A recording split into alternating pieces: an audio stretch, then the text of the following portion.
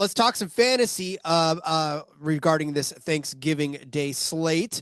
Lots of guys, lots of studs out there, obviously, but we know to start Jared Goff. We know to start Jameer Gibbs. We know to start Jordan Love. We know to start all these guys out there. There are flex questions that we have burning in our pockets that we are hoping for, and a lot of great flex options, to be honest with you. This is a weekend or a Thursday that's giving us 3 games with a lot of good offenses on the field. So, Moonoff, you've got a good one here that, boy, I don't want to try to figure this one out. I'm glad you did because this is a flip a coin to me. Yeah, so we'll go head to head in the first game there of Thanksgiving Day between the Packers and the Lions. And I'm looking at David Montgomery of the Lions and Romeo Doubs on the other side for the Green Bay Packers. And, there's a few weeks ago where Dan Campbell came out and said that they want to get more carries / touches for David Montgomery. Haven't quite seen that yet. But my mentality and my thought process here, Rod, for David Montgomery and the case for him is that we talked about how the Packers rush defense has been really good. So how do you get David Montgomery involved at that point? It's going to have to be through the passing game. And I think that when you talk about Jameer Gibbs and David Montgomery in the backfield there, David Montgomery is usually that guy that's getting those screen passes or those checkdowns from, Jared Goff. I know it hasn't really translated to a whole heck of a lot this season where he only has 135 receiving yards. But I think this could be the game in a buy low situation that if you are maybe struggling with injuries, I know the bye weeks are, of course, over. Or I should say there may be a couple more bye weeks coming up. But I have a sneaky feeling about David Montgomery this week. It's a roll of a die, especially if you're looking to get that extra or trying to pick up that win to clinch your spot in the playoffs. This one may be a roll of the dice. For me, when you talk about this Packers wide receiving group, Rod, it's just really, really difficult to figure out who that guy is going to be from a week in and week out perspective because they don't. And we've talked about it throughout the season. We talked about it when we did the preview pods at the beginning of the season. We don't know who exactly the wide receiver one is, right? They were hoping it would be Christian Watson, who's that big field threat down the field. And we've seen him drop some key big passes that could, translate into big touchdowns. And Romeo Doubs had that one outlier game way back when against the Dallas Cowboys. Again, it was against the Cowboys where he had 3 touchdowns. But since that mark, hasn't had a receiving touchdown at all. So I think if you're in between Romeo Doubs and David Montgomery, I think for me, I have a sneaky feeling about David Montgomery this week there. So I would go with Montgomery over Romeo Doubs this week. I just don't know that I want the frustration of expecting Romeo Doubs to put up big numbers for me on a week-to-week basis. I have Christian Watson in a league, and that's frustrating enough. And I can only imagine for a guy that's supposed to be the number one guy in Romeo, and he is, right? He's leading the team in total yardage. But when you get 23 yards out of him and 2 receptions last week, and 53 yards and 4 the week before, 5 yards on 1 reception, it's just the last 3 weeks have been an absolute pull your hair fest out if you're a Romeo Doubs manager, and I don't want that. At least I know that David Montgomery, again, it's this whole running back situation, right? Yeah. We know that they're going to get more touches on average than a wide receiver is going to get targets. So if I'm going to put the ball in his hands, he's going to do something with it. And especially for David Montgomery, he just got that ability. He could rip one off and get you in the end zone. Whereas Romeo Doubs, like I said, you're hoping that Jordan Love's looking his way. You're hoping that he catches it. You're hoping for a lot of different things to happen. So I'm with you on this one. I hold my breath and take David Montgomery in this one. Well, look, I'm not even I tend to give matchups, right? Like pick between this person and this person.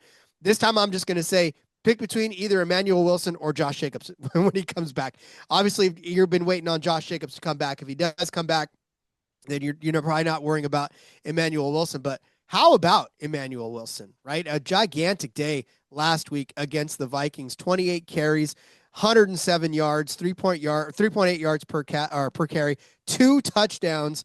Caught both of his targets for 18 yards on the day as well. Good for 26.5 fantasy points. And then that's just back to back with this 13.9 fantasy points against the Giants a couple of weeks ago as well. Look, if Josh Jacobs doesn't play in this game, if Josh Jacobs is ineffective in this game, Wilson's going to be the guy. And you probably ended up picking him up. Right now, he's rostered in 68 or 66% of Yahoo leagues, 75% of ESPN. Remember, we brought him up a couple of weeks ago. He hadn't been in anybody. Like, nobody was picking him up. Now everybody picked him up. And if you did, and you want to roll him out again in this instance, if Josh Jacobs is listed as out, or at the very least is not effective, and they put him in, then I would do so.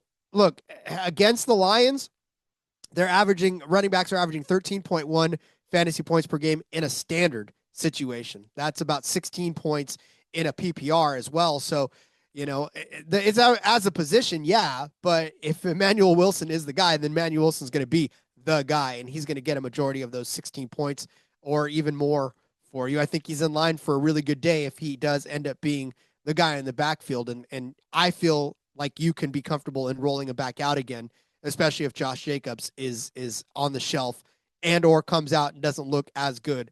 Because we know that the Packers love to run, right? Yeah. It's been their identity. That's why they got Josh Jacobs in the first place. And so Emmanuel Wilson has come out and said, I can do this too. And he's done it. So I'd trust him again for another week. Yeah, 100% with you. No argument for me. And teams are running against the Lions, right? They're last 2 weeks in particular against the Lions, the Eagles ran the ball 30 times between Saquon, who ran it 26, Tank Bigsby ran it 4 times. Then last week, Tyrone Tracy Jr. ran it 20 times, and Devin Singletary ran it 14 times. So just over the last 2 weeks, again, I know it's a small sample, but 30 plus carries for both of those teams against the Lions. And last week you mentioned it with Emmanuel Wilson that they ran the ball 28 times with him, and the Green Bay Packers love running the football.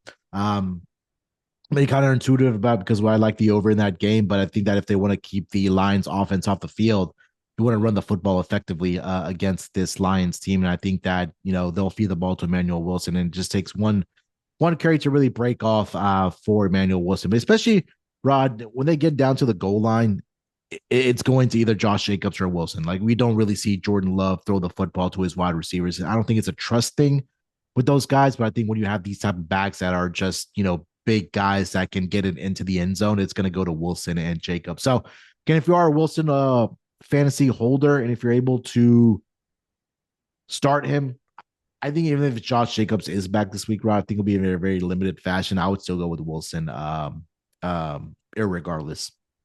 I concur. All right, Munaf, what is boy, you love some tight ends. You are a tight end whisperer. Yeah, so this is more predicated off of not having T. Higgins out there. Mike Gesicki of the Cincinnati Bengals going up against Jake Ferguson this week. And I think if you're having to make this decision, or if you're maybe even picking up Mike Gesicki off of the waiver wire, I know Jake Ferguson does get involved in the passing game for the Dallas Cowboys. Last week he had 60 receiving yards. A week prior, only 16, but he did find the end zone against the Raiders there. But I think especially without T. Higgins this week and the attention that Jamar Chase is going to command on the offensive side, I think that this could be a week where you do see Mike Gesicki be a sneaky option for you. Again, if you're very desperate at that position. Last week, 6 targets, 4 receptions, 35 yards. But again, it is Joe Burrow back under center there for the Cincinnati Bengals. And I know Gesicki hasn't really had a big game this week, but again, if you're willing to roll the dice there, or if you're just trying to play the spoiler to a person you're going up against and don't want them to get into the playoffs, I think Gesicki can be a sneaky guy here. So it was really this week, especially for these Thanksgiving Day games, right? Like you have studs, right? Your round 1, round 2, round 3 guys that you're starting. But if you are dealing with injuries, or you need options, or if you're in a league where you have a super flex or an extra flex option, I think Gesicki could be a part of that conversation here this week, just because of T. Higgins missing this week. And for the Cowboys, it's George Pickens, it's CeeDee Lamb. I wouldn't hate if you did pick Jake Ferguson to start there, just because he does have a little bit more upside and just that rapport and chemistry with Dak Prescott, but I think he may be one of those guys that you're touchdown dependent for as well. So, gun to my head, I would go Gesicki, just like I mentioned, without T. Higgins, but I wouldn't fault you if you wanted to pick Jake Ferguson either. Well, as a Jake Ferguson manager, I can tell you, go ahead with Gesicki, because it's been frustrating trying to pick which week he goes off, and a lot of these guys, especially in the tight end position, it's literally boom or bust. So 100% with you on the Gesicki part of that.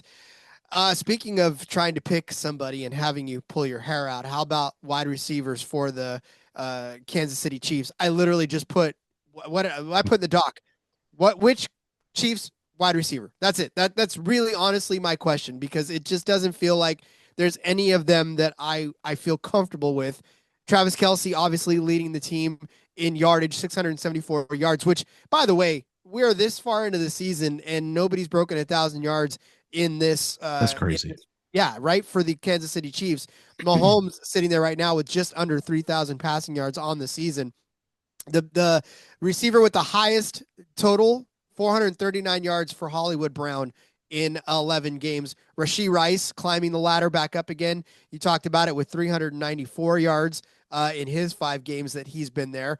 But here's the thing, right? I mean, even with all of this, Rashee Rice was not the guy who had the most snaps in this wide receiver room for the Chiefs last week, right? It was Xavier Worthy, 77% of the snaps. He saw 74% or 74 snaps, which is 77%. Rashee Rice got 63% of the snaps on the day. After that, it was Juju Smith-Schuster, 47, and then Marquise Brown, 35, and then Thornton had 26 as well. But, yeah, Rashee Rice has been all of that for just coming on strong. 141 yards last week, which was his biggest game there. 38 the week before that, 80, 93, and 42. So he's had good flashes. You definitely know that the ability for him to have big games and him and Mahomes to break big plays are there. But, I mean, do you trust him again this week against the Cowboys, who are coming off of the throttling, to be completely honest with you? I mean, yeah, they let A.J. Brown kind of escape, and Devontae Smith got a couple of good catches in there as well. But, I mean, like you said, Moonoff, they shut out the Eagles in the second half of the game. So this is a Cowboys defense that they're riding pretty high, and they know who they're taking on, and they know who they've got to bottle up. So I don't know, between Rashee Rice, between Xavier Worthy, who, I mean, obviously I think Rice, right? You got to go Rice out of this one, but I still don't feel comfortable with it at all. Yeah, so let's also not forget that Rashee Rice is dealing with that hamstring injury, right? He's on the injury report. He's been a limited participant as well. That was just the latest update right now that was posted by the beat writers there covering the Kansas City Chiefs. So I think and there was a play, I was watching the end of the game just because it got close at the end, that there was, I want to say it was in overtime where he had a catch. He ran a little bit and he just went immediately down. Like he couldn't push off, or the hamstring injuries are very tricky, especially on a short week now. I have Xavier Worthy on my bench, Rod, and I've just contemplated every single week on starting him or not. It's Rashee Rice, and then it's I think it has to be Xavier Worthy, because I could see in this game, especially against the Cowboys secondary, maybe in the first half, that there could be a big play for Xavier Worthy. And he could take the top off of the defense and have a big gain and possibly get into the end zone as well. And that really propels you to getting those fantasy points with Xavier Worthy this week. So I think wait and find out about what Rashee Rice looks like as we get closer to Thanksgiving Day, and what his injury designation is going to be. And then if he is, able to go, or I still think that he's going to be limited, I think I would go Xavier Worthy this week for the Kansas City Chiefs against the Dallas Cowboys, because it just feels like they really do struggle against those fast wide receivers. And I think obviously, Xavier Worthy is that home run hitter for this team. So it would be Xavier Worthy for me. I know what both of their fantasy football designations is, and that's frustrating. That's 100%. Take that to the bank for sure. But yeah, honestly, it's going to be interesting. This is going to be I think a hard fought game, like we talked about earlier. And, a lot of these guys that you've been carrying on the flex, you're just going to have to roll out again and pray to God that this is an offensive day for all of these teams. So, well, Moonoff, that wraps up Thanksgiving. We have put it in the oven, and now we'll just wait for it to bake, and we'll enjoy it on Thursday, as we enjoy every Thanksgiving day, a day full of football. I know that there was always the 2 games, but now that we've got this third game in there, it just feels like Thursdays or Thanksgivings are for football. Yeah, just sit back and enjoy it, man, because it it goes by fast. And we are a fantasy pod. We're also, out of the betting angle, but no, you want to sit back and just enjoy it and not have too much money on the game. Just because it's Thanksgiving week doesn't mean you have to, just because the game's on TV doesn't mean you have to go out and put in extra money or get out of the bankroll management, I think is a better way to put it. So enjoy the food, enjoy the time with your loved ones, have the, of course, watching the football as well. And like I mentioned, especially us with kids, Rod, these times go by way too fast and you just want to enjoy with them. So that's kind of been my focus, at least for the next several years, is kind of enjoying the holidays with your loved ones and your little ones.